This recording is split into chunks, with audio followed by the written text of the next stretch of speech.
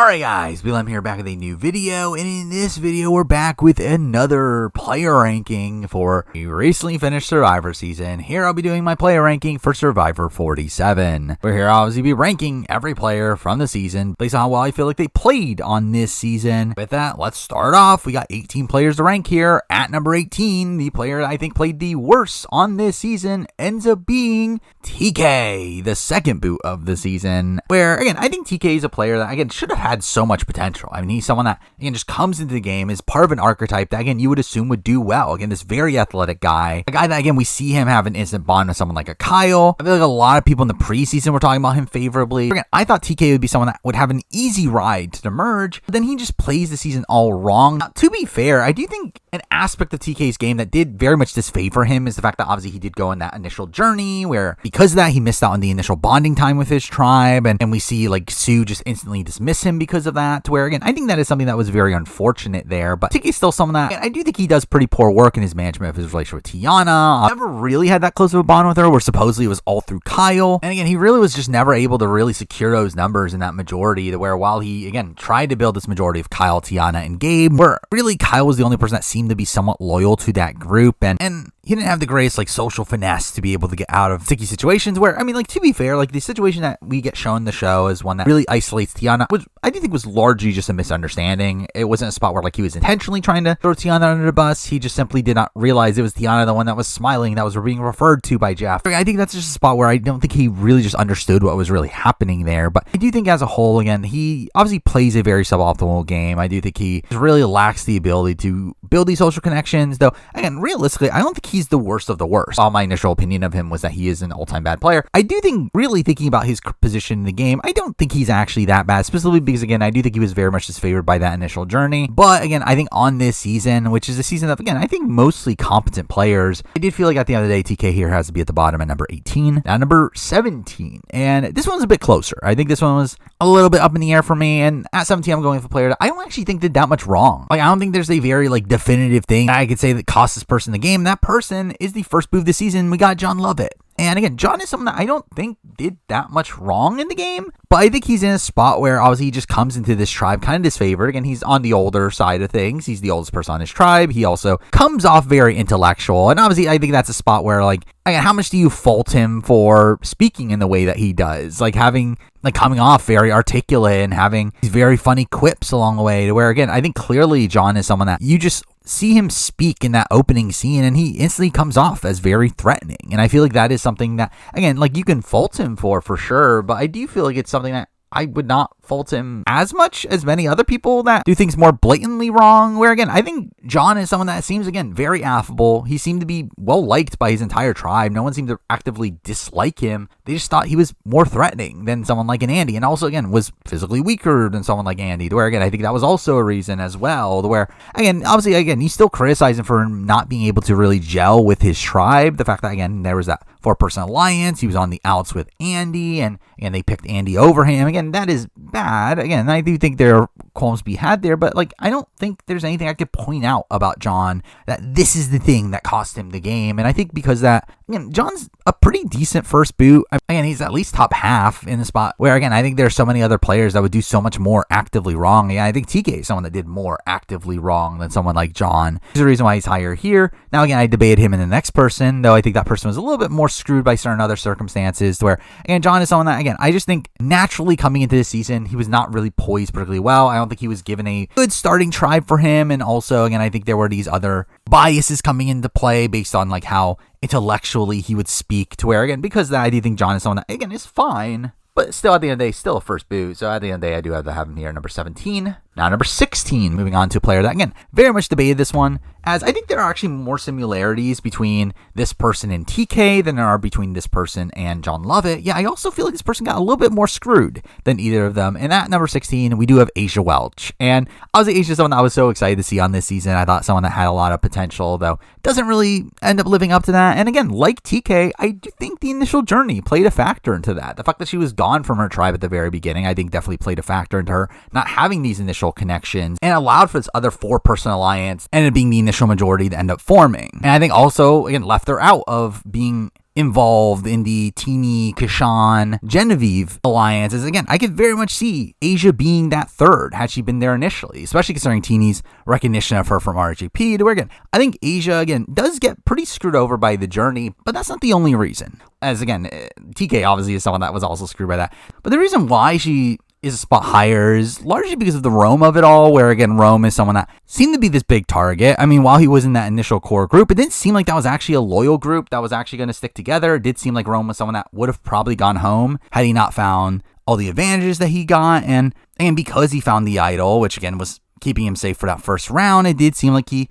essentially ended up forcing the other people to work with him, where I do think if he had not found his idol, I think there's a chance that Rome's just gone to that first tribal. Now, at the end of the day, again, Asia was still outside of the core, where I do think the core was, again, more so Kishan, Teeny, and Genevieve, but I do think Asia would have had a lot more legs in the game had it not been for the fact that Rome did find the idol in that spot. Now, and really also beyond that, I think they get very unfortunate in the spot that they end up going out. Now, obviously, again, Asia is someone that, had she just told Teeny and Kishan that she was willing to vote Saul out, Saul does go there. And obviously, again, that is a failing on Asia. The fact that she didn't recognize that, the fact that she pushed too hard and was kind of aloof to the overall dynamics of the tribe. But I still do think, from her perspective, I do think she was still making the optimal play. Where, again, if she thinks that Rome and Genevieve are on the bottom, I do think her, again, fighting to keep Saul in the game is something that makes sense in that spot, to where, again, I don't necessarily fault her for pushing back on not wanting Saul to go. But, again, at the end of the day, her game's not particularly great. Obviously, again, she's the first out of her tribe. It's very tough to really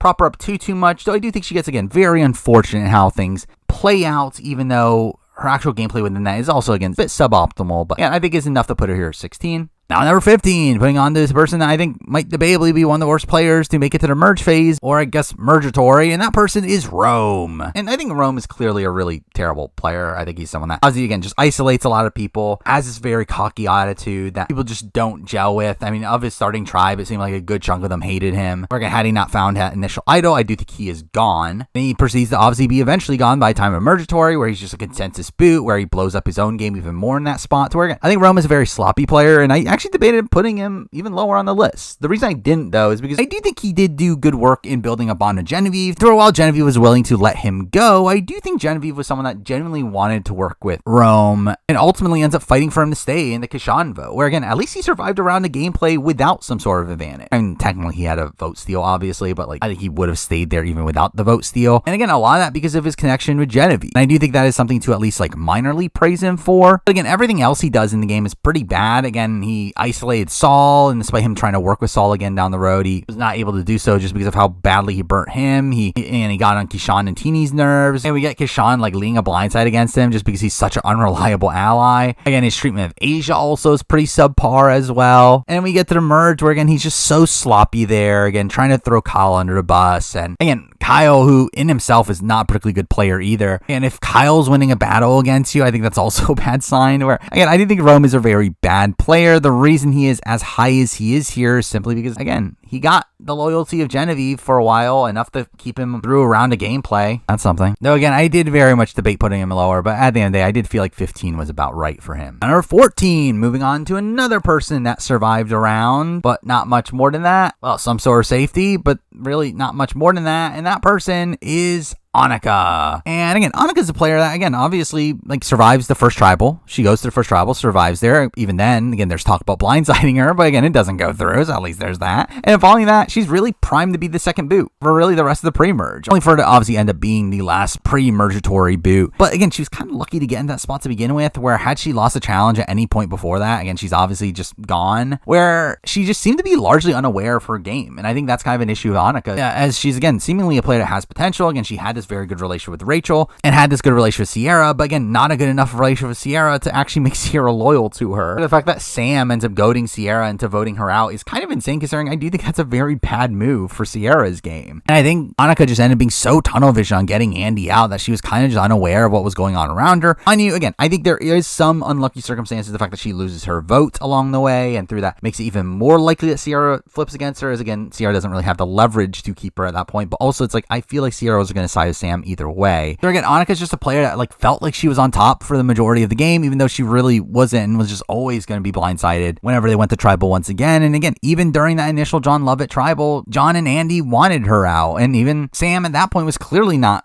planning on taking Annika much deeper into the game, where again, I really do not think Annika ended up playing a particularly good game here, which is why she's here number 14. Now number 13, we're going to a bit of a later boot, the last pre-jury boot of the season. We do have Tiana. And Tiana is a very weird case for me in the fact that I do think Tiana is a player that gets very screwed in the specific round that she goes in. Obviously, she's in a spot where, because Rachel at the last second ends up being saved by a safety without power, that leads to Tiana going out in a spot where all that happens at the last second. And again, I do think that is unlucky. However, it's probably also one of the most unlucky circumstances that ever happened in Survivor, in the fact that it really ends up just allowing her to be taken out in a spot where she probably just would have gone pre-merge had she not won a challenge along the way, where Tiana was in a spot where obviously, yeah, she survives the TK vote, in which she is the swing vote in that spot, but she doesn't really hold much power in that spot, where obviously, like, she's really just the fourth. She's really just the tag along to that vote, where, I mean, she could have forced the rock draw if she really wanted to, but again, realistically, she didn't really have much power there.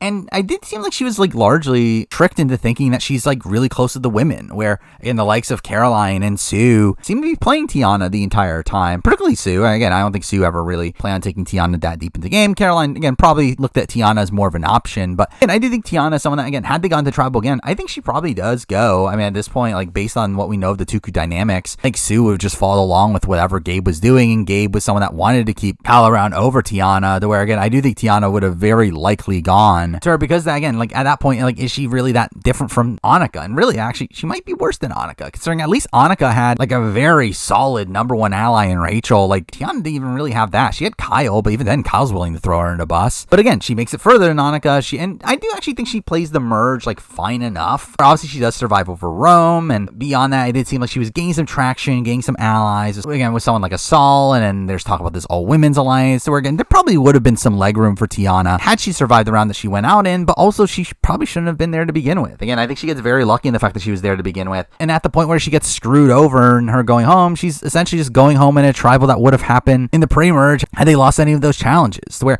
I don't think Tiana's a particularly good player. I do think she plays a very lacking game, one that, again, just has her being largely unaware of the game around her for a lot of it, and which is kind of a dead man walking for a lot of the game, where while she did have a glimmer of hope at a point, it did feel like that hope was essentially given to her due to luck-based circumstances, and it was, again, later stripped from her because of unlucky circumstances. But for me, it's not enough to really take away from the fact that, again, she was very lucky to even be in that position to begin with. So because of that, for me, I have Tiana here at number 13. Number 12, and here we're just wrapping up the pre-jury boots. At number 12, we do have Keyshawn. And Keyshawn's a really interesting player here, as I do think Keyshawn, again, in terms of just raw game ability, might be higher than the next couple of people will be talking about. I think Keyshawn is someone that, again, seemed to be in the initial majority, seemed to be the real power player during Asia boot, the one that was, like, kind of deciding where things were going, where obviously right away we see his relationship with Teeny, and they're particularly close, and then we see them, supposedly he had a really close relationship with Genevieve that really caused that alliance to really stick together. And again, it does feel like Asia ends up going home because Keyshawn wanted Asia to go home. Now the question is, should he have wanted Asia to go home? And the answer is probably no. I do think that was probably the wrong move for him, where, again, like, a lot of the basis around his boot in the following round is based on the fact that Rome is still there, and that Rome also has this vote steal to use against him, which gave him no real chance to save himself. But again, it's a spot where, like, Rome probably does just go in the first round had it not been for the fact that he found an idol, where, again, I think that's very unfortunate for Keyshawn. But even then, even, like, the thing that really unravels his game, and the fact that Genevieve hears that Keyshawn was throwing her name out as a split vote option, like, even that's, like, kind of an unlucky circumstance, where, again, I feel like a lot of that came from a bit of a misunderstanding, where I do think Keyshawn was actually loyal to Genevieve. Again, if he wasn't, he wouldn't have made the move to take out Asia in the previous round. Also, like, thinking of the context of this vote that he ends up going in, it's, again, one where, again, there's the vote steal in play. Teeny also ends up losing their vote, which, again, means that, again, he can't even play a shot in the dark. He's in a spot where that forces Saul's hand into flipping against him as well, and where, like, in reality, he had the majority on his side. Again, him, Saul, Teeny were lined up to vote out Rome, yet we're not able to do these other advantages that were happening that I think is very unlucky for Keyshawn, where, and I think in general, Keyshawn's a player I think is pretty decent. Where, again, I think in general, like, Keyshawn seems to be one of the better pre-jury players in recent years. I do think he is a very competent player here. One that, again, I do think makes, like, an incorrect call, I think, at the Asia boot. I think that would have still been the better call for him to side with Asia and Saul over Rome and Genevieve. Genevieve, but even then, again, it took a very niche situation for this to all unravel on him, and again, he just got very unlucky with how advantages played out to where,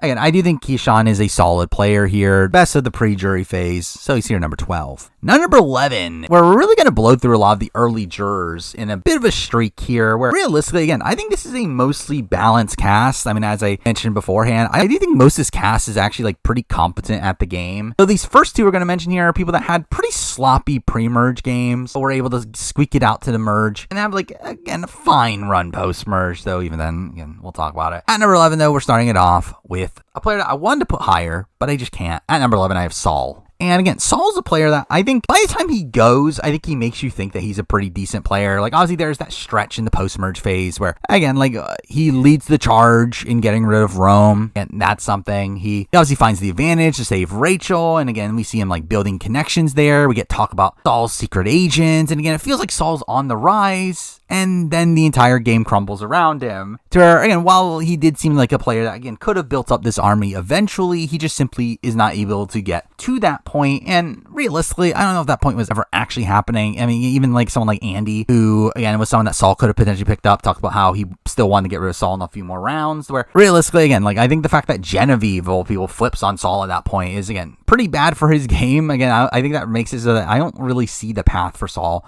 for down the road. But again, I do think there is, again, some decent stuff at that portion of the game. I do think he built some strong connections in the post-merge. And again, I think his post-merge game, again, is fine. However, the thing that's putting him this low on the list is really his pre-merge game, which I think is really bad. Like, I do think everything leading up to the Asia boot is pretty bad. And the fact that he has this open feud with Rome, the fact that he doesn't really seem to do much to actually save himself during that round, where it seemed like it was more so a spot where, like, Asia messes up more so than, like, Saul did anything right, where it did seem like Saul was actually going to be the boot for the majority of that round, and then things end up flipping to save him, again, simply because Asia wasn't willing to get rid of Saul, which, to be fair, again, credit to him, the fact that he built a strong bond with Asia, but again, that really still has nothing to do with what he actively did in the game, where, again, he didn't even seem to know that there was even a chance of him going home. And even the following round where Keyshawn ends up going, and he also played very little into what actually happened there. Again, it's a spot where, again, Keyshawn seemed to just be getting annoyed with what Rome was doing, and more so an anti-Rome thing. While Rome was very willing to take out Saul for the majority of that round, only be switched at the very last second. Even Genevieve, like, we see Genevieve build a connection with Saul, which I thought was good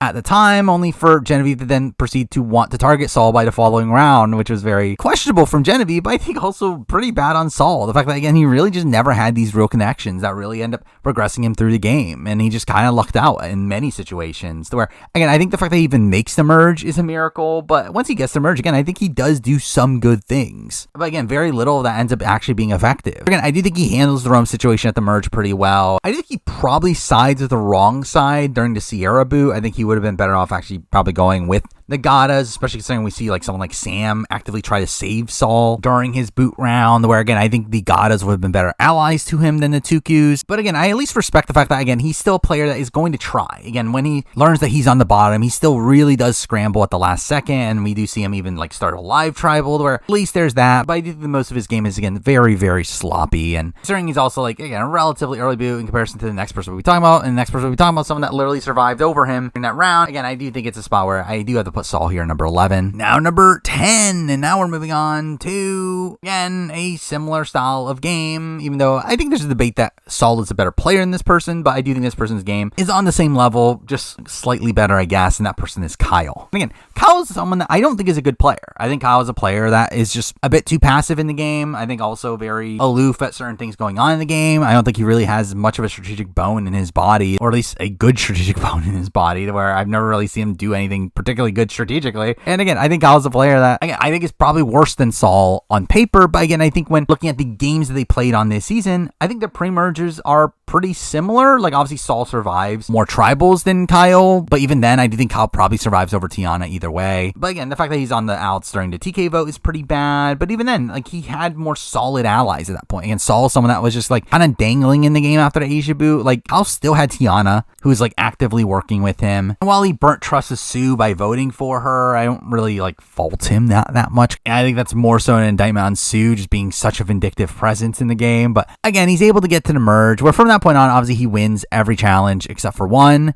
until his boot. And I think that's a spot where, obviously, again, I think when we're actually looking at his immunity run, there's a lot to criticize there. Again, there are many challenges where he's only beating a few people, challenges where he wins immunity despite the fact that he's not even first place. But again, when looking at his game through all that, well, he is a target. I don't know if he necessarily goes home through a lot of those rounds. Like, I think a lot of those early rounds, I think he's probably safe either way. Like, looking at it, it's like, again, I think at the Mergatory, I think Rome was going home either way. The following round, I do think Kiana was going to be the target over him, especially considering Gabe would have wanted to keep Kyle around as a shield. Again, at the Sierra boot, it did feel like the target was always on Sam and Sierra during that round, where even before the challenge, we see the likes of Genevieve wanting to work with the Tukus. And again, he does end up actually surviving a round without immunity during the Saul boot, which is, again, the fact that he survives over Saul is something to mention here. Now, I think beyond that, he probably is the next boot if he doesn't win immunity. I think he probably goes over Gabe. And really at that point, I think he is a dead man walking. I think he is just such a big threat to where next time he doesn't win a challenge, he's probably gone. But I think in comparison to Saul, again, they both had rocky early games. I think Kyle had better relationships in the game than Saul. And again, he survives over Saul. That's something. For a while, again, I think Saul's probably a better player and played more actively in the game. I think Kyle plays the better game on this season, especially considering the fact that he had so much win equity,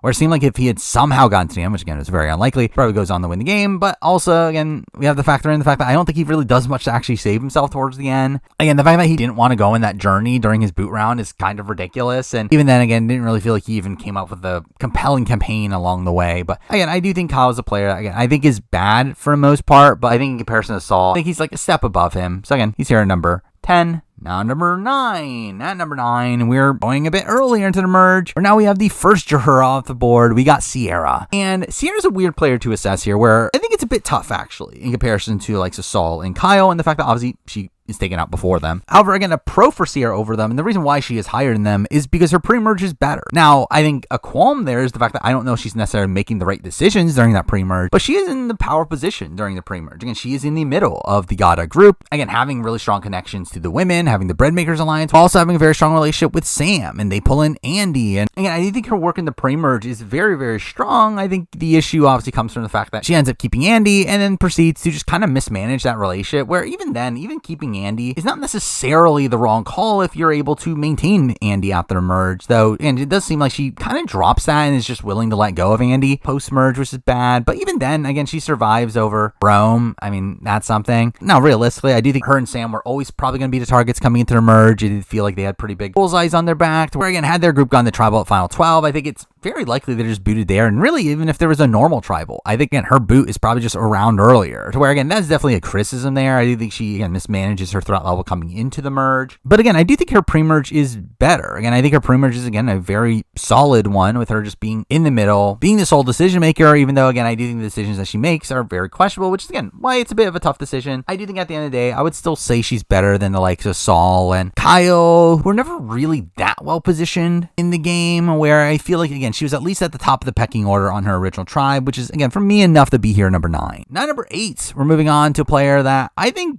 ends up actually playing a pretty decent game. I'm considering the fact that this person was booted relatively early in the game. I do think their game was a pretty decent one. That person is Gabe. Now, Gabe is someone that I actually expected to be higher on this list. I mean, Gabe is a player that, again, played a seemingly dominant game up until his boot. And he was someone that really led that initial TK vote, where, again, he had the connections to Sue and Caroline that organized them together. I do think he does very good work in building that bond with Sue that has her being, like, pretty blindly loyal to him throughout the entire game. And again, had they gone to tribal over and over again throughout the pre-merge, I do think Gabe is pretty lock safe throughout a lot of that. And the problem is that I do think he comes into the merge being a pretty big target, but he's still able to play that pretty well. Again, obviously during the Rome vote, it's pretty easy round of gameplay for him. He, again, is in a spot where essentially his original group goes to tribal again in the post-merge. And again, he survives over Tiana there. And I think that is due to a lot of good work with the likes of Caroline and Sue. And really, again, he's still a target for falling rounds, but again, is still able to keep the votes onto Sierra. He then goes through with the plan to take out Saul, only to obviously be taken out immediately following that. But I do think he's a bit unlucky in that spot, where I do think it's very likely that Kyle goes if Kyle does not win immunity. Though, to be fair, Gabe was just such a big target to where I don't know how much further he makes it either way. And I think that's kind of the issue with Gabe here, is that,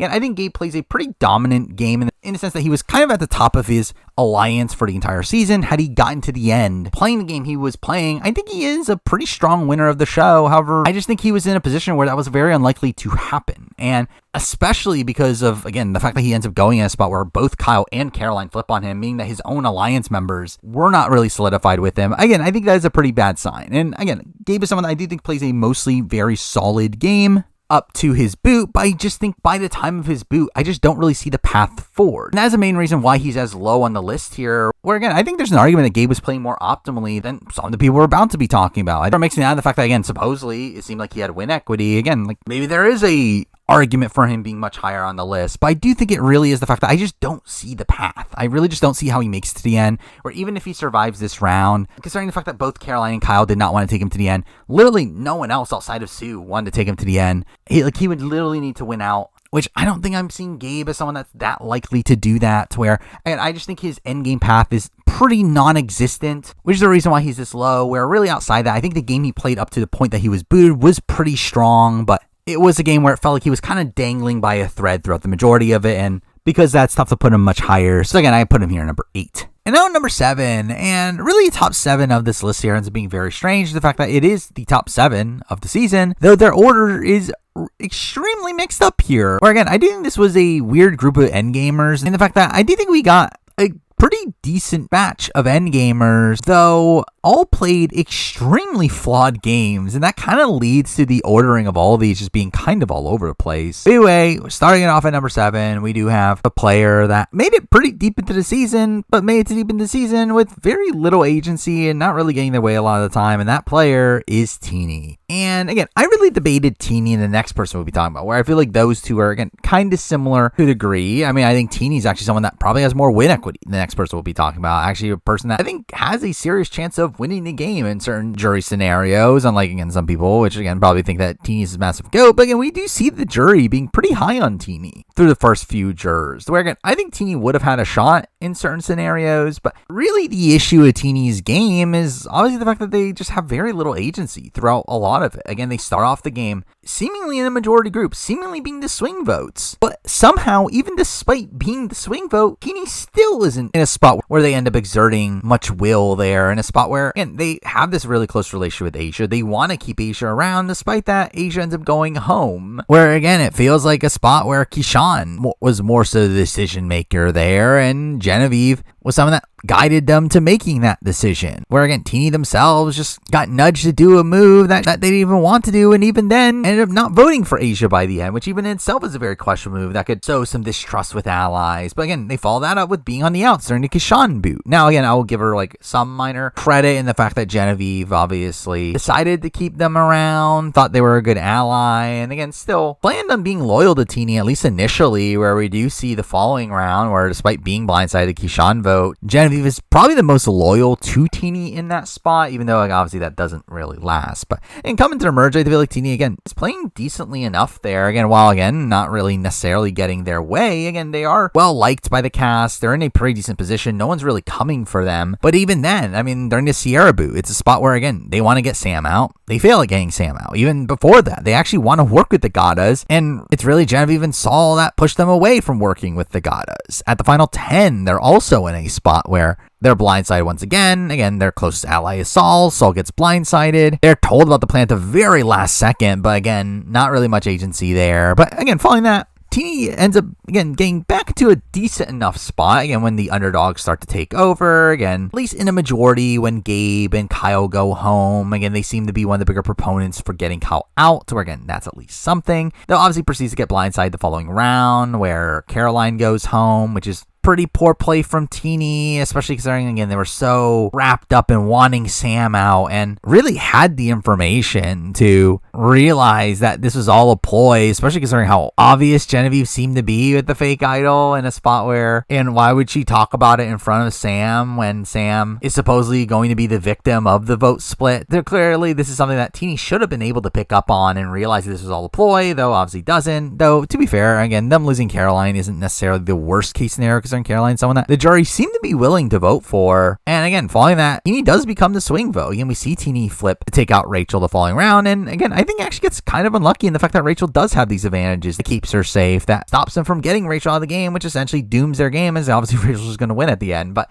again, the fact that she actually makes the move to take out Rachel, and while again, they're doing it under the wrong information, they're doing it because they think Genevieve has an idol and they can't get Genevieve out, it's still a spot where again, I do think they make the correct call in going for Rachel in that spot. Though again, at the end of the day, it doesn't really matter. And again, the following round, despite betraying Rachel, we do see them being able to reintegrate with Rachel the following round to the point where again, Rachel's helping them build fire at Final Four. And again, I think that is again some decent social play there, to where again, I think Teenie's in a spot where again, their game's not great. Again, it's a lot of in and out of the majority, a lot of them not really getting their way a lot of the time. But again, they also are pretty safe the entire time. I believe the only vote they get across the entire season is Kyle's one stray vote as he leaves. So again, Kyle campaigning against Teenie even gets no traction there. And again, I think Teenie was relatively safe in the game. Had again some winner prospects. I just think the fact that they're obviously like not really getting their way for a lot of the game, and again just feel so out of the loop on the decision making that happens on this season is enough to put Teenie here at number 7. Now number 6, again, I think it's close between number 6 and 7. But at number 6, I do have Sue. And again, Sue's in a spot where again, I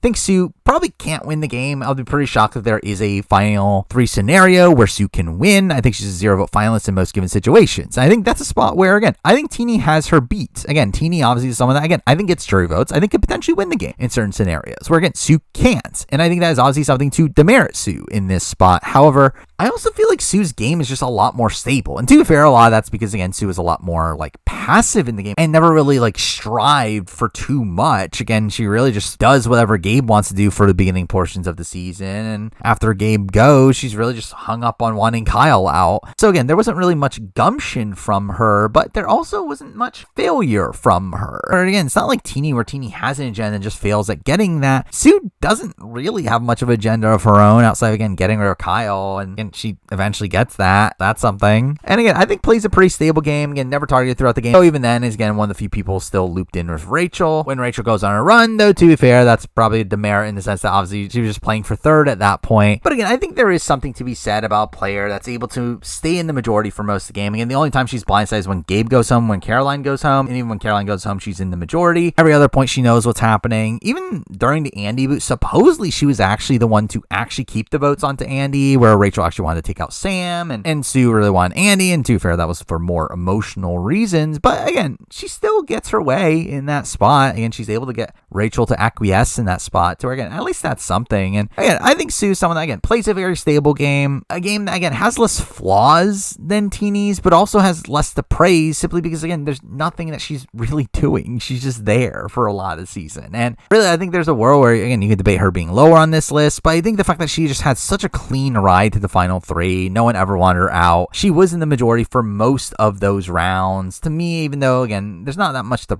truly praise, it's, again, enough to be here number 6. Now, number 5. And number 5 and number 4 here are also very close. I think 5 and 4 are, again, interchangeable. I think they're both players that had very similar trajectories through the game, but both with, again, different pros and cons. But at number 5, I'm going to be starting it off with Genevieve. And Genevieve's a player that, again, I think had some high highs, had some low lows. I think she's a player that kind of wish was a bit more consistent in the game, because I think there's obviously a lot of skill there from Genevieve. I think she's someone that I think on paper is one of the better players of the season. Yeah, I think the game that she ended up playing is one that, again, had some holes within it for sure. But again, I do think she spends the early game in a very strong position, where supposedly she had a bit of a rocky start, where she had like a tough time bonding with the likes of Asia and Saul, though again, we see her right away bonding with Rome, and obviously is in that initial majority with Keyshawn and Teenie. We also see her being part of the true core of that tribe with Keyshawn and Teenie, where they end up really dictating that first vote, where, well, again, I don't love the fact that she seemed to be willing to get rid of Rome from the very beginning. I do like how she plays that first round where I go to tribal, where, again, I do think that's entirely on her, something that, again, wasn't really on the show, but the fact that she was able to really keep Keyshawn and Teenie in line to not target her over the likes of Asia, who I actually think probably was more beneficial to their game in the grand scheme of things, I think is, again, very good on Genevieve. And again, that obviously leads to the Kishan vote, which I think is probably the best move of her game. Again, a very impressive move there. Again, keeping around Rome, her closest ally, keeping in Saul, someone that she had cultivated a relationship with, while also taking out Kishan, breaking up a power duo in the game, and also keeping in around Teeny, who she also has a very good relationship with, which again puts her in a pretty strong position. Where again, despite the fact that again we see Rome exposed to Saul, that Genevieve wants him out, again Saul just doesn't believe it, and it seemed like she was pretty lock safe.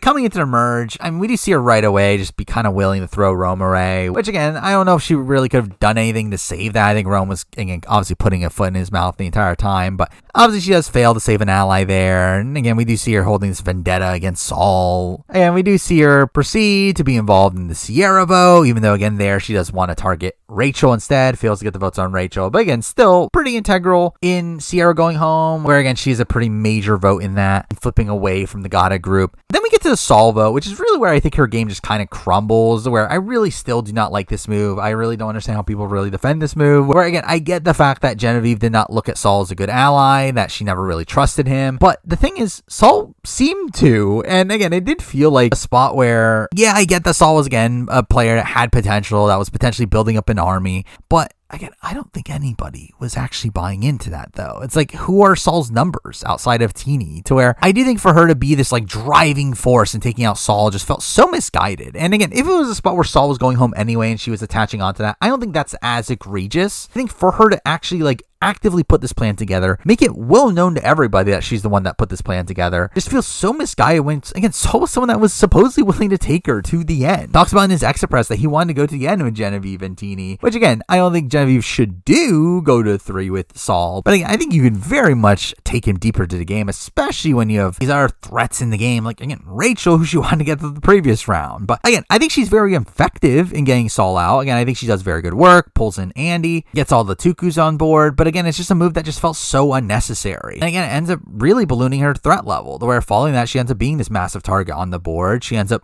being on the bottom. And obviously, again, her getting rid of Saul did actually leave it in a spot where the Tuku had a near majority, to where again, incentivized the others to take out Tuku, which again does lead to Gabe going out over her, which again, at least there's that. And again, she ends up surviving over Kyle as well. The two fair, I don't know how much of that is really on her. I think that's more so just Kyle being looked at as a bigger threat because he won challenges. And even then, there's people actively campaigning against her in that spot. Even Andy, who is someone that she supposedly had a good relationship with. Though, again, her game obviously does turn around of Operation Italy. But again, I think she plays that obviously very well. Again, I mean, there is some sloppiness there with how she handles the fake idol, but again, it doesn't seem like anyone really picks up on that. But again, executes the move, takes out Caroline, and following that, I think, is actually probably the more impressive aspect of it. The fact that she's not targeted the following round, the fact that Rachel ends up being this massive target, and they end up pulling in Teeny seemingly because of the fake idol. Again, the fact that Genevieve's fake idol was believable enough to Teeny where they end up feeling they have the flip over, again, I think is pretty good work from Genevieve in that spot, to where again, that lie ends up being believable enough to the point where she actually ends up getting some influence, or she actually like avoids the target on her back for a bit longer. It's actually kind of impressive there. Though again, she ends up winning immunity that round, where, I mean, to be fair, if Rachel had won immunity, I think she probably would have been in danger anyway. But again, the fact that she had the votes lined up to take out Rachel, her biggest threat in the game, I think is pretty good there, even though again, she obviously gets taken out the following round. It's about where again, Rachel seemed to be the target there. Genevieve was probably going out, and Genevieve only gets taken out because Rachel wins immunity. Mind you, I do think something to note here is the fact that even if Genevieve does survive the final 4, I don't know if she's that likely to win anyway, as she's someone that we knew from the preseason had never practiced fire and was not confident in her fire making ability, to where again, I do not know if she would have won a fire making challenge, to where again, obviously she would have had a shot at immunity, but I do think she's someone that I would have very much worried for at final 4 either way. But again, it did seem like people respected her game. I assume she would have won a jury vote against most people, where again, had Rachel gone at final 5, final 6, I think Genevieve is in a spot where she's probably the next biggest jury threat, so again, at least that's a big pro. But again, I think Genevieve's game is just one that again has a lot of ups and downs. Where again, I think her early game is very good. I think pretty much like everything up until the merge is very strong, but then within the merge, again, she ends up being on the right side for a lot of the early game, but has very little direct influence in who exactly is going home. And at the point that she does in taking out Saul, I do feel like it's the incorrect move there, which ends up causing her to play from the bottom. But again, I do think there is some good play throughout really the entirety of her game. It's just also mixed with, again, some sloppiness as well, where again, kind of a mixed bag of a player here. But for me, that is enough to put her here at number 5.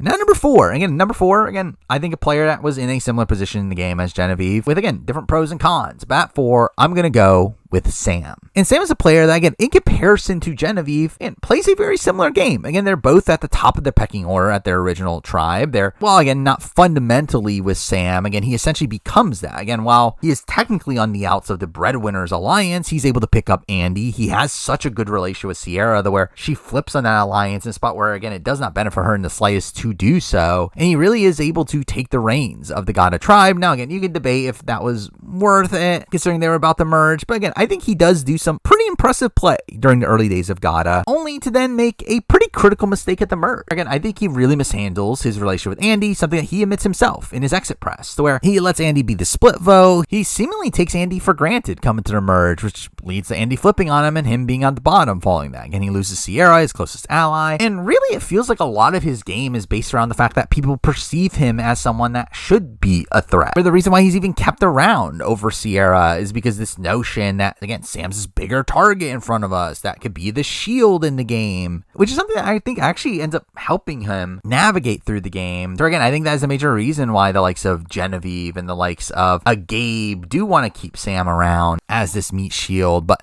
again, the Sierra vote actually ends up being the only vote where he's like completely out of the loop of what's happening, which again, conveniently ends up being a time that he doesn't have his vote, so he can claim that he's voted correctly every time. But again, he technically has, where again, despite the fact that he is on the bottom, he actually votes with the majority for really the rest of the game. So again, while he's in a spot where, again, he's not really involved in the machinations going on with the Saul plan, he is eventually told it by Rachel. And again, I think he puts in a lot of decent work to keep Saul around. Just again, it was never really going to work because he didn't realize how Genevieve would flip. But again, the votes seemingly almost flipped back. And he still maintains the relationship with Rachel good enough to where, again, she tells him about the vote in a spot where no one else would. So again, that's something. And while, again, he's not really part of like the core group that gets out Gabe and Kyle, he is still voting alongside them, even though, again, he's not necessarily getting his way, especially at the Kyle vote in particular. But obviously, Operation Italy, again, his game does flip around in that spot, where I actually think Operation Italy is a move that benefits him more than it does anyone else. Again, he's in a spot where, again, he's about to go home, where, again, the majority side of it wanted him out. He was going to be the primary there until the fact that Genevieve had the fake idol plan, which, again, pointed more votes on her, and then obviously Operation Italy ends up saving her from that spot. But again, Sam's in a spot where, again, had Operation Italy not happened, he's probably a goner during that round. And I do think he does some good work in making that vote go through, even though, again, obviously from the show, we're showing a lot more of Andy and Genevieve's perspectives. But again, I do think Sam does equally good work there. And I think he also does good work the following round, where, again, that majority group is able to pull over Teeny and have the votes lined up to go against Rachel, or once again, he is Rachel's target during that round. He's able to escape it in a spot where, again, I think the show portrays it in a way that Sam comes off a bit lucky in the fact that Andy ends up blowing up his spot with Rachel, and again, it was Rachel that flipped the vote against him, when supposedly the reality is that it was Sue being very bitter against Andy that kept the votes off of him. But either way, again, it's still a spot where, again, I do think there was some luck involved in Sam surviving that round, though, again, it's still a round where he would have been taken out by an idol play. And he actually did have the majority on his side. And obviously we have the final 5 round where, again, he bleached Genevieve's idol, which, again, I think is a good play. Now, again, at the end of the day, again, I don't think it would have mattered much. I think the majority was always planning on targeting Genevieve, and they were always going to put most of their votes on Genevieve anyway. But again, I think Sam does do the optimal play during that round of, again, cutting Genevieve loose in that spot, especially with Rachel having immunity, which allows him to get into forced fire making, which, again, I think is a spot where, again, I think you can criticize Sam for going into a final 4 where, again, he's technically on the bottom. He would have just been an easy vote out at 4 had forced fire making not been the case, though. Also, I think he probably plays the end game a little bit differently, especially that final 5 round differently. But at the end of the day, again, that wouldn't have mattered anyway because Rachel wins out. And I think that is an aspect of Sam's run here that is a bit unlucky. The fact that Rachel ends up winning out, where, again, if Rachel did not win out, Sam's probably in a much better position to go on to win the game. Again, if Rachel goes out at 6 in particular, Sam's in a prime position to win the game at 5. Again, seemingly being the biggest jury threat on the board outside of Genevieve. Again,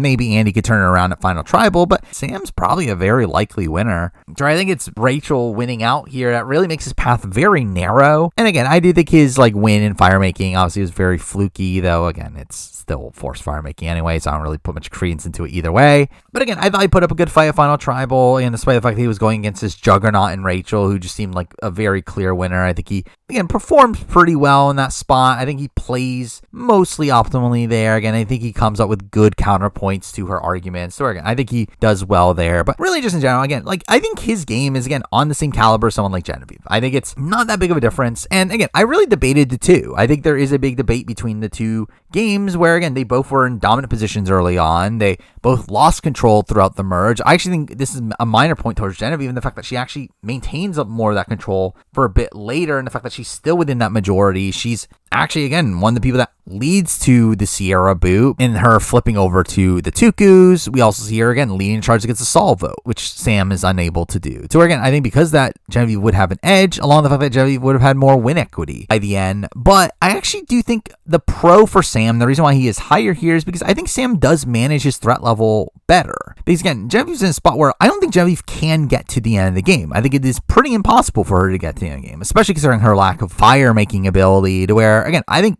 the best she gets is fire making loser on this season. While Sam is someone that, again, was also in a spot where he didn't need to win fire, I think he's also a player that people were more willing to take to the end. So where despite the fact that we hear people talk about him as a threat, we do see through the Express that people were willing to still take the shot of going to the end against him. And again, I think that is largely due to, again, some good work from him in managing his threat level towards the end. And he doesn't have this big bolsterous move that's fully on his resume like the likes of a Genevieve with the Sol boot that makes her such a big target. I think he avoids bolstering that target too much while also, again, still having win equity. There again, I think he is a very likely winner in the Teeny Sue Final 3. I think he probably has decent win equity against a decent chunk of others. The two, again, the likes of Andy and Caroline are players that could potentially turn it around at Final Tribal. But again, I think Sam is a player, again, I think in comparison to Genevieve, there's a lot of pros and cons. I think they're relatively similar. And while I think Genevieve probably has the edge from her early game, I think Sam's end game and his likelihood of getting to the end is much higher, along with the fact that he, again, obviously outright just survives over her at the Genevieve vote, largely because of Genevieve's mismanaged threat level. To where, again, because of that, for me, I do have Sam here number 4.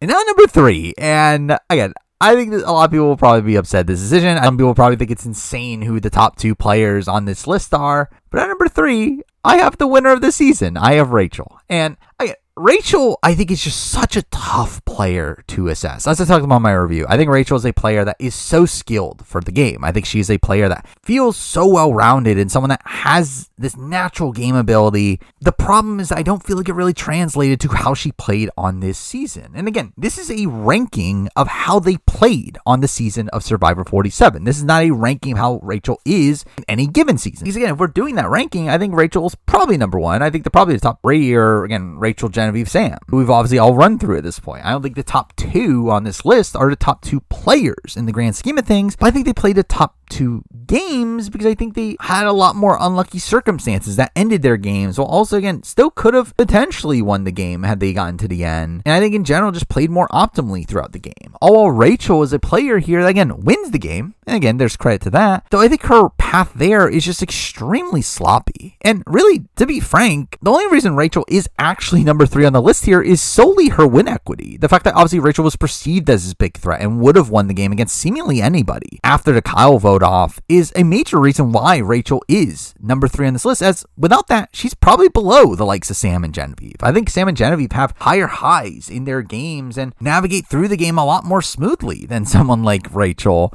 Again, Rachel's someone that is very rarely in a majority group throughout the entire season. Where, again, we start off with Rachel, again, being involved in the majority on Gada. Again, that's good. Again, she's part of the group that takes out John. But even within that, again, she ends up isolating Andy along the way. She ends up being attached to Annika and ends up being on the outs immediately following that. Where, again, she really spends a lot of the pre-merge phase of the game just being kind of aloof of what's happening. Again, she has not realized the fact that Sam and Sierra are against her the entire time, that they are siding with Andy, and that she's simply on the outs. And again, I guess like minor props for the fact that, again, she got saved over Annika, but still a spot where, again, she's on the bottom the entire time, comes to the merge, and again, typically a player like Rachel is someone that when they come into the merge, they're able to recover their games. They're able to go from the bottom to the top, yet instead, Rachel just remains on the bottom, to where, again, while she is, like, again, not targeted during the Rome vote off, she is still on the bottom, where, again, the Lavos end up siding with the Tukus over the Gadas, to where, again, Rachel just once again ends up not being getting looped in on what's happening. Now, again, to be fair, I think Rachel does do some good work at the merge, though. Again, we see her reconnect with Andy. We see her, again, build a bond with the likes of Saul and, again, a lot of the other women. So, again, there ends up being this presumptive women's alliance that doesn't come together. But it obviously all leads up to that split tribal twist where, again, this is a spot where, again, I think this will probably be the most talked about point in Rachel's game. People talk about how lucky Rachel was to be saved by Saul, where for me, again, I don't really take this into consideration much at all. I don't think this is just a situation that's kind of just a wash. Again, I don't think Rachel would have been in danger had they gone to a natural tribal during that round. So through her being swapped into a spot where, again, she's with all the Tukus plus just her, again, is a spot where, again, she is swap screwed. Again, I think she gets screwed over by a twist. And again, while she does fail to do anything with that, again, I think maybe, again, the truly elite players would be able to get out of a situation like that. Again, it's still a spot where I don't really fault her too much for failing in that position. So again, her being saved out of that by, again, Saul giving her safety without power, again, I think is a situation where it's essentially just course correcting for how screwed she was from being swapped there to begin with. Now, again, I think people do put a lot more agency on Rachel being saved by Saul here than I personally would. Where, again, the people that defend Rachel talk about how Rachel was saved here because she built this really good relationship with Saul, when, again, I don't think that's really what happened here, what was really the deciding factor. Where, in a way, while Rachel was, again, very unlucky to be swap screwed where she was the only non-Tuku, that also is what actually saves her in a way, where, again, that's why it's such an easy decision to use the power on her. Where, because I think it made it that Saul really had no other, like, true option, as this was just such the obvious choice. But again, she did have a good relationship with Saul, so again, that's a pro, even though, again, from what we've heard, Saul's had a good relationship with Tiana, and again, who knows what he would have done if it was just a natural choice between Tiana and Rachel in that spot. But again, it was obviously a situation that very much favored Rachel, and that obviously he's going to save Rachel, because why wouldn't you? But again, following that, she's on the outs for the Sierra vote, and through that, again, she does have one of her more impressive, like, smaller plays in the game, where, again, I talk about this in the review. I think she's a player that is, again, very good at these smaller things in the game. Things like, again, playing her shot in the dark in this spot. Again, a spot where she has an idol and uses her shot in the dark to gauge if she should play her idol or not. Again, I think that's a very impressive play. Now, again, people talk about this is the best play of all time, and I think that's an insane take. It's purely a good defensive play that ultimately doesn't end up mattering here. But with that, again, also got to mention the fact that obviously she does get her idol through the auction, a spot where, again, it is luck, and that's purely luck. There, again, there's no skill to getting the clue there, and again, when it comes to the idol itself, I know a lot of people really hype up how, but Rachel had to find it behind everyone's backs and be so sneaky. It's like, again, since when has that actually mattered to an assessment of someone's, like, gameplay across the season, is them being able to sneak around to the back of the shelter and cut out an idol. In a spot where, again, she's the only person that knows it's there. It's not like anyone could steal the idol from her, anyone would be watching out for her taking the idol. Again, there's no real reason to be watching Rachel in that point. Again, I don't really give her that much credit for finding this idol, that she's the only person that knew that the idol even existed. But again, following that, she is on the uptick. Again, after being blindsided, she is roped into the Saul vote, which I still don't fully understand why Genevieve did so, especially considering, like, Genevieve was, like, targeting Rachel around this point in the game, which, again, I don't know why she bothered to loop her in. But again, it's a spot where Rachel doesn't want Saul to necessarily go. It's a spot where, again, she could have theoretically saved Saul, again, if she was able to get Andy back on board, get all the non-Tukus and not Genevieve on board. Again, I think she could have actually made a move here, but I do understand her, like, not actually doing it, because I don't know if it was really worth doing, especially as, again, at that point, again, it just becomes a very clear spot where you have to go after the Tukus. But even then, in that spot where, again, they get out Gabe, they get out Kyle, we do constantly see Rachel trying to get Genevieve out, a spot where she ends up failing, which, again, isn't great, even though, again, that's really the point where she's in the most stable position in the game. The fact that she's in this majority, she has this underdog alliance, which, again, I think she does very good work in getting this underdog alliance together. Again, the fact that she has this connection with Sue and Caroline, she has this connection with Andy and Teeny, and again, she's right in the middle of this alliance, puts this alliance together. Again, I think that's very impressive work if that alliance actually held together. But also along the way, again, we do have her also, again, getting the vote blocker, which, again, also an aspect of luck, though, again, I at least respect the gumption of Rachel to actively put herself into the rock draw in a spot where, again, no one else in her alliance did so, which is kind of insane. But again, it is still luck, the fact that she was picked by the rock to go on the journey. And again, a journey that was just kind of super easy. Again, I myself have done the puzzle that Rachel was able to do, and again, I was able to do it well under time limit, to where, again, I think this is something that like almost anybody would finish, but ultimately, again, gets a vote blocker that, and definitely some luck involved in getting that. Brigly production choosing a relatively easy puzzle this time around, but either way, we obviously get to the Operation Italy round, where, again, from that point on, she essentially wins out. Again, she's in a spot where she essentially wins challenges or uses advantages to get her way to the end, in a spot where she is a massive target on the board. I think she is very likely to boot for a lot of these rounds had they played out naturally, or again, had there not been an advantage in play, I think Rachel is taken out during Operation Italy. Again, obviously we see the Operation Italy come together to take Rachel out, and it is the fact that she wins immunity that stops it there. Now, to be fair, again, with advantages in play, I think she's safe either way. Again, she has the vote blocker, which would stop this split from being in a way that which would have allowed her majority to hold the day. And again, to be fair, Rachel is in the majority still. Again, she was not targeted by her own majority. She was only targeted by the minority, but it's still a spot where, again, the minority did technically outplay the majority, and a spot where Rachel could have very much been in danger there, and was, again, just outright outplayed in that spot, only for her to then get to the following round where obviously she makes the biggest move of the season of idling out Andy, but in doing so, I think there's also some pretty bad play through that round too. Again, the fact that she loses Teeny's loyalty, Teeny instantly flips against her, I think is very bad. The fact that it does seem like Rachel just would have outright gone no matter what the immunity result was during that round, where even if Genevieve didn't win immunity, it does seem like Rachel was probably going to go at 6. That's bad. The fact that Rachel needed an idol in that spot, where, again, if there's no idol in play, Rachel's just outright out of the game in that position. Now, again, considering the fact that she has the idol, she does play it well enough. Again, I think she really ropes Sue in, where Sue ends up being this really loyal ally to her. Again, I think that's very good work. I think also the way she conducts Tribal is very good. It really allowing the others to really hype up her game, and really her playing up this like eulogy for her game, only for her to obviously survive all that. Again, I think that's very good from a jury perspective as well. Though I will say the targeting of Andy, a bit questionable. I don't think that was necessarily the right call for her. And to be fair, again, she wanted Sam out. But again, the fact that she failed to get Sam out and couldn't get Sue to actually want Sam out and back down from wanting Andy out, I think is a negative there for Rachel. And that even in this spot, she doesn't necessarily get her full way. But obviously 5 is a spot where, again, she wins immunity, and through that, she's able to win back the majority. Again, who knows what would have happened if she didn't win immunity. It did seem like she was the target coming to the immunity challenge. Though, to be honest, I would not be shocked if it's a spot where Genevieve probably goes either way, considering Teeny's relationship with Genevieve, though also considering how Rachel was known as the best fire maker. I think that would also, like, again, make them want to vote out Rachel at 5 right before fire. So again, I think it's up in the air. Like, at this current point, I don't really know what would have happened there, though. Again, either way, Rachel definitely was being targeted by at least Sam and Genevieve, and I think it would have been a very tight position. And again, obviously, if Sue had won immunity, she probably does play the idol on Rachel. And again, there's ways for Rachel to get out of that, but I do think it's still a very wonky position. And obviously, she gets to the final 4, where, again, she wins immunity once again. And again, there's just no chance of getting her out. And I think it's a spot where, even if she didn't win immunity, she probably wins fire, so it doesn't really matter anyway. And I think that's the thing. So again, I think, like, on paper, you can look at her endgame stretch, her being immune from really the final 8 on, as, again, being really good gameplay. But again, I do personally find a lot of it to just be kind of fluky, which, again, would be fine if Rachel would have been safe either way. But again, Rachel was just such a prime target on the board. Again, being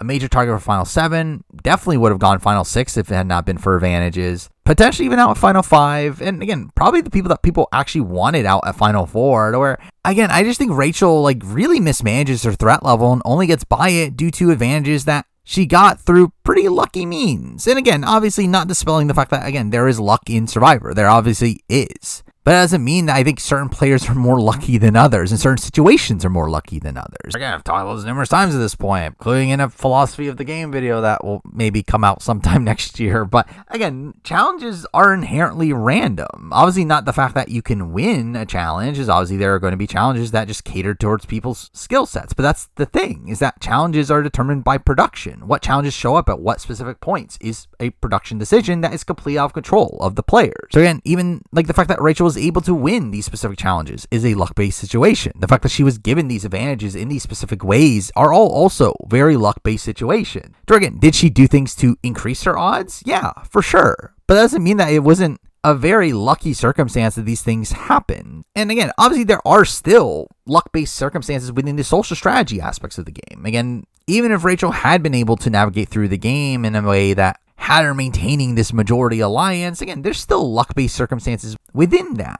But I feel like that is still a style of play that puts a lot more control into the hands of the players themselves than, again, what production decide, which is a major reason why I'm very anti the concept of needing to win immunities and needing to use advantages. Again, a lot of that is purely just decided by decisions production made that, again, gives very little agency to the players themselves. But again, Rachel still comes into the end game as a massive jury threat. And again, I think there is lack of threat management in that, but also a spot where, again, obviously if she gets to the end, she's a shoe-in to win. And I think Rachel's in a spot where I think she beats everybody after the Kyle vote. And again, that is a very impressive feat to beat everyone from the final 7 on. So again, while I think from basic navigation through the game, I think the likes of Genevieve and Sam have more impressive runs through the game, I think Rachel's win equity at the end is really what excels her. Where again, obviously Sam and Genevieve both have points where they are kind of running the tribes that they're on and being in more dominant positions, which is something that Rachel never really was in. I think she's in a spot where she pretty much had the game won from final 7 on. But I will say, I do think the fact that she failed to keep Teeny in line and be able to use her vote blocker to get through 6, again, I think is a pretty big negative towards her game. As again, that should have been a spot where that should have been very easy to do had she just managed her threat level better. But again, it's a spot where none of that really matters because she's just able to comp out and advantage her way to the end anyway. And again, at the end of the day, I think Rachel's a player that, again, I think is very skilled for the game. I think she's someone that, again, does well in almost every season she probably is on, and probably has the potential to play a much better game than what she ends up playing on this season, though based on how she plays on this season, again, I just find it very tough to rank her at the top of the list when she's very rarely in a power position in the game, and she also needs to essentially win out at the very end, to where, again, despite how much win equity she had towards the end game, I feel like a lot of that was really because of more luck-based circumstances than what the top 2 players of this list ended up having. Both of which being players that I think were, again, minorly screwed in the game. Players that would have had a better chance had Rachel not had all these advantages and immunity wins. So, again, because of that for me, Rachel, despite, again, the fact that she won this season, and is someone that I do think is a good player, I do think her winning game is very lacking. And because of that, for me, she's here number 3. Now, number 2. And again, we have a very, very strange top 2. Pretty unprecedented for this channel, I feel like, for the top 2 of this list to be 2 people that were not in the final episode. But, again, I do feel like genuinely these are 2 players I think played the best games of this season, both taken out due to, again, somewhat wonky circumstances, but both playing pretty solid games outside that. And at number 2, the person I'm going to go with here is someone that I did actually debate being number 1, so was technically taken out by the person in that number 1 spot. And at number 2, I do have Caroline. And again, I think Caroline actually plays a very good game on this season. I think she's someone that's in a pretty powerful position for a lot of the game. Again, she was pretty much a swing vote on the original Tuku tribe for pretty much the entire pre-merge. I mean, not really for that first vote with the TK vote where, again, she was alongside Sue, and again, it was working with Gabe, and they were able to pull in Tiana. But even within that, again, there was this all-girls alliance that was assumed happening. And I do think she does good work in pulling in Tiana. And really, Caroline would have been this pretty central swing vote had they ever gone to tribal again. Though, again, we never really see what they were going to do with that. But and she is able to cultivate these like really strong relationships pretty early on in the game, to where, again, I do think she comes to the merge in a very strong position as well, to where, again, we see her be part of this, like, again, another potential all-women's alliance. We seeing her being involved in pretty much every single vote up until her eventual blindside. She obviously is, like, essentially the main decision maker between Tiana and Gabe, though obviously that was a spot where she was also kind of screwed over by the fact that, again, it should have been Rachel, and she almost gets Rachel out, though Rachel gets saved at the last second. The two fair, again, also very fortunate to be put in that position because it's essentially a swap. But again, either way, I think she had the right decision making throughout the entire round. Like, was going to get rid of Rachel initially, though, again, when it became Tiana or Gabe, she gets rid of Tiana. I think that is the right call for her game, keeping around Gabe, who's this massive shield for her. Now, again, she is involved in taking out Sierra, though obviously she did want to shift the target onto Rachel and does technically fail at that. But again, still within the majority for that round, and also did not have her vote during the Sol vote, though again, even if she did, she would have been the majority there. But then we see her make her big move at the final 9, where she does flip against Gabe. Now, technically, it was a plan that was already in motion. It's not like she did the active work to make that plan happen. Yeah, again, she does latch onto it.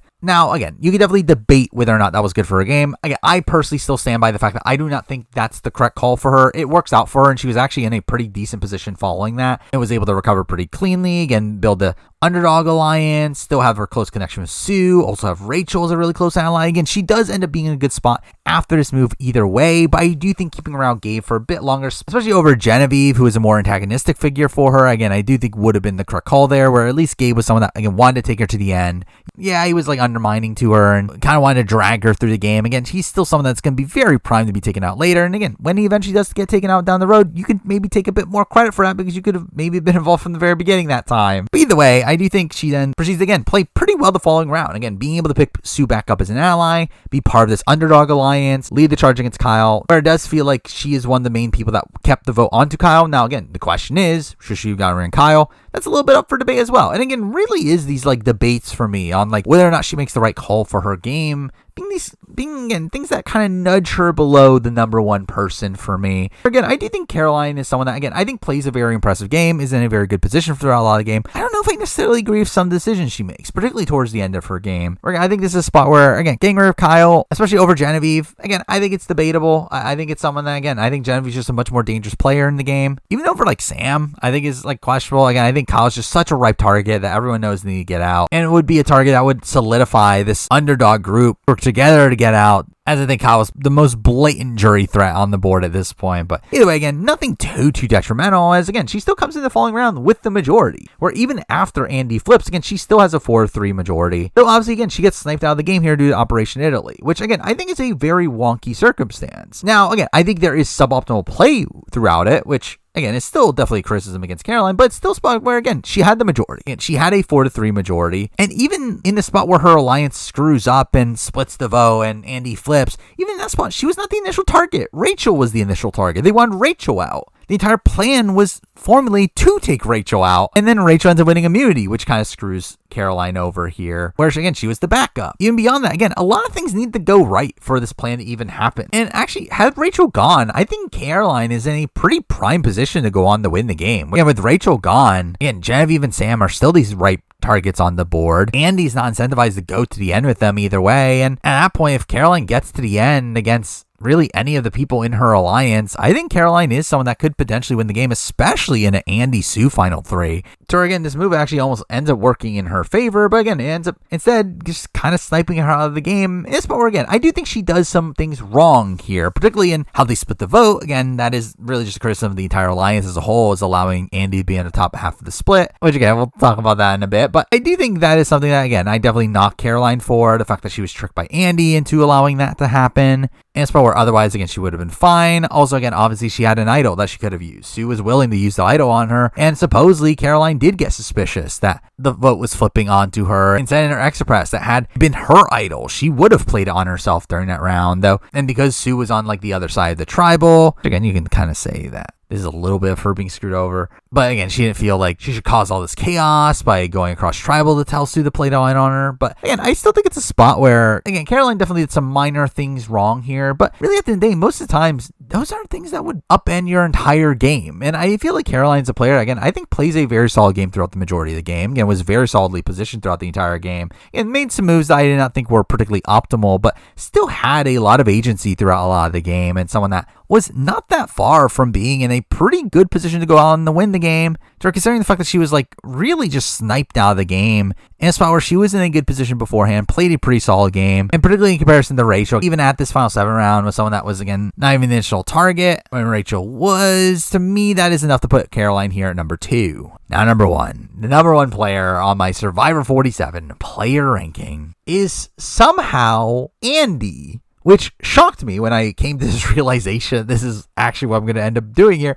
As again, I really did not expect Andy to be number 1 on my player ranking, where Andy's a player that, again, I think played obviously the very beginning of the game kind of sloppily. Though from episode 2 on, I think plays pretty optimally. Now, again, it's a lot of it's being him kind of working his way back up, kind of playing more under the radar. Yeah, I actually do think by the end, Andy ends up putting together a pretty solid game. One that, again, I think could have potentially been game winning had certain things gone another way. Now, again, it all starts off very rocky, where initially he's on the outs on the original Gata tribe, where, again, it was either him or John. Though even within that, it really just felt like a lot of him just like kind of panicking at the fact that he was not being as well insulated as he thought he was, where supposedly, again, he felt very good after day 1, and then after that, I just felt like he was like kind of slipping away, though. And again, obviously, he does play day 3 terribly. Again, I'm not denying that. But really, beyond that, I think he plays the game almost as well as he could have from that spot. Again, in a spot where he's at the very bottom of the tribe. Everyone just saw him through his number 1 ally under the bus. He then actually proceeds to work his way up pretty well. And he cultivates this very strong relationship with Sam. He's able to get Sam to convince Sierra to work with him, where they spend the rest of the pre-merge phase in a spot where Andy's poised to be safe at the following vote. Again, it was always Annika that was going to go home at that point. And again, I think Andy does a lot of good work in maintaining those relationships relationships and keeping up this ruse that he's the next target that allows that blind side to go through. And I think once he gets to the merge, again, I think he also plays pretty well. Again, it seems like he cultivates a lot of these relationships. Now, at the end of the day, one of the major negatives kind of for his game is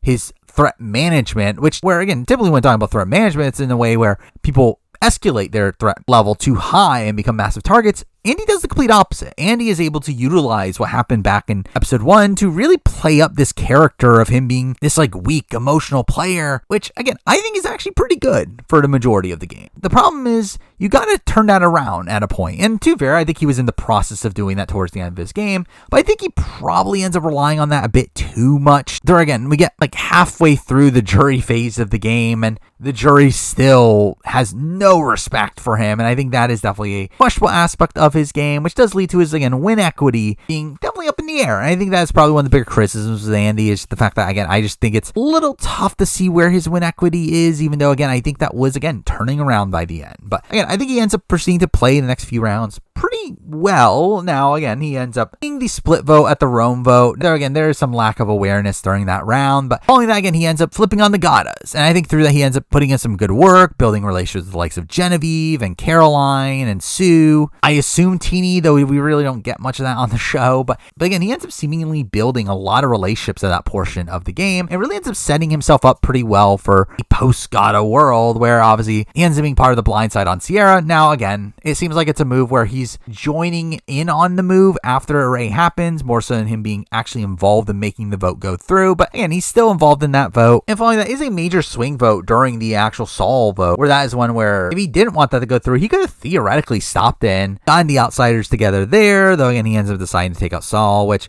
to be fair for Andy, I think is a fine move. Again, I think he's kind of in this spot where like it doesn't really matter. I mean, he is really just kind of a non-threat for most people on the board, where I actually think the Saul vote is probably one that actually benefits Andy probably more so than does Genevieve, in the spot where, again, for Andy, it is taking out this guy that, again, could potentially be a threat, is starting to build up allies, but also that isn't like entirely loyal to him, to where I don't think Saul was ever going to be loyal to Andy for into the game, to where, again, I think for Andy, again, I think that was a pretty fine move, though, again, proceeds to take out Gabe and Kyle, getting these big threats in the game. Now, mind you, along the way, he does want to get Genevieve out. And a spot where, again, I don't think that's necessarily bad for him either, though obviously, again, he ends up failing and getting his way. That's definitely a negative there. But obviously, it ends up leading to Operation Italy, which, again, I think is a very impressive move to pull off. Again, getting the majority to split the vote. Specifically, the more impressive part for Andy in particular is, again, getting them to split the vote with him on the top half of the split, which, again, I think is something that isn't seemingly talked about as much, in the fact that that is really the most impressive aspect of Andy's role in Operation Italy. It's not just getting the majority to split the vote and flipping, but more so him actually being able to be in a central role within that split vote. As, again,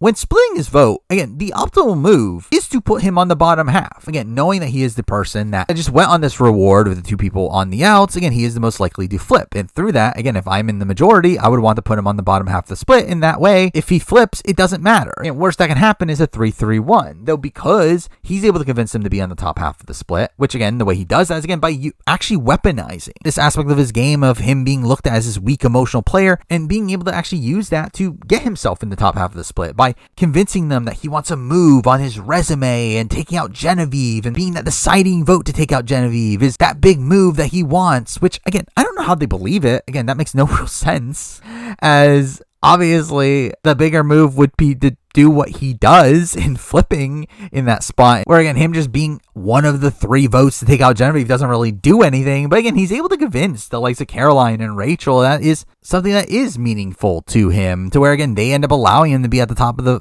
split vote simply because they feel like he'll pacify him into thinking that he actually made a move on his own, only for him to actually make the move on his own. That ends up being, again, a very impressive blindside to pull off. Now, again, supposedly there was some sloppiness in the fact that Caroline again started to pick up on some things by the end. But again, I still think Andy ends up executing that move very well. And again, I do think it's still the right call to make. Again, even though obviously it doesn't necessarily play out that well for him. And the fact that it doesn't seem like the jury really gets much out of that. And the players even in the game looked at it as more of a Sam and Genevieve move than it was an Andy move. I think Andy might as well try. Again, he's in a spot where the jury doesn't respect him. He might as well try to make these moves. And again, I do think him pulling off this move is, again, a step towards him starting to gain some respect on the jury. And that ends up leading to his boot round, where, again, yes, is it sloppy play to tell Rachel your entire game? Yes. But again, it wouldn't have mattered if Rachel didn't have an idol. Where outside that, I think Andy ends up playing that round, again, also very well. Again, he's in a spot where he's able to pull Teeny over to his side, a new majority with Sam and Genevieve, target Rachel, the biggest threat in the game at that point, have her dead to rights had she not had an idol, and also, again, in a world where she didn't have an idol, was able to prep her for rooting for him on the jury, where again, he ends up exposing his entire game, which again, ends up escalating his threat level to her, but had she gone at that point, she would have been entering the jury being very pro Andy. Again, recognizing the game that Andy played, knowing how well that he can articulate his game, and through that, again, I think that could have actually been this moment that could have shifted his perception in the game, that could have actually gotten the jury to actually look at him seriously and actually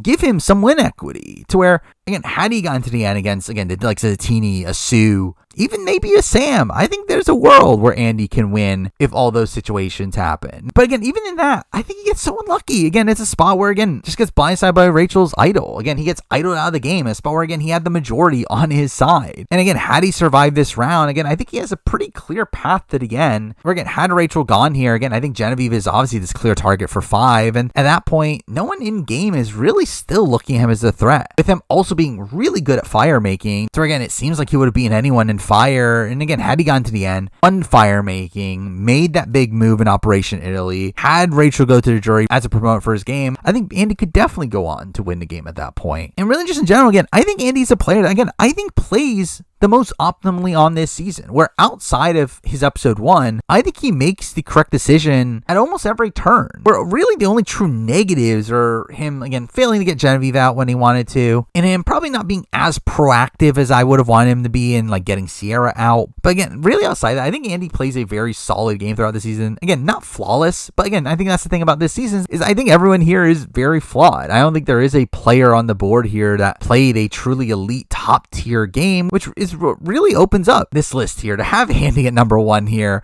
in a spot where Andy just plays a pretty competent game for the majority of it, and again, by the end, gets idled out of the game, has the majority on his side, and it potentially could have won had that not happened. Again, I think Andy is a pretty competent player. So again, I think Andy by the end is someone that, even though it's weird to say, I think is probably the best player of the season. So he's here number 1. But there we go. That's my player rank for Survivor 47. Obviously the last video covering Survivor 47 here. And with that, again, we're obviously at the end of the year. And through that, again, next video should be my Year in Reality TV video, a video where I go through every season of reality TV and rank every season I've watched this year. Again, stay tuned for that. Obviously when Survivor 48 ends up coming back, I'll be back with coverage for that. Obviously, I just expect more of the same style of content on the channel. Again, I do got a second boot ranking for Survivor coming up relatively soon. I'll be doing some Survivor 50 related videos early-ish next year. Again, a cast speculation video, a dream cast. So stay tuned for stuff like that down the road. But for now, that is the video. Thank you for watching.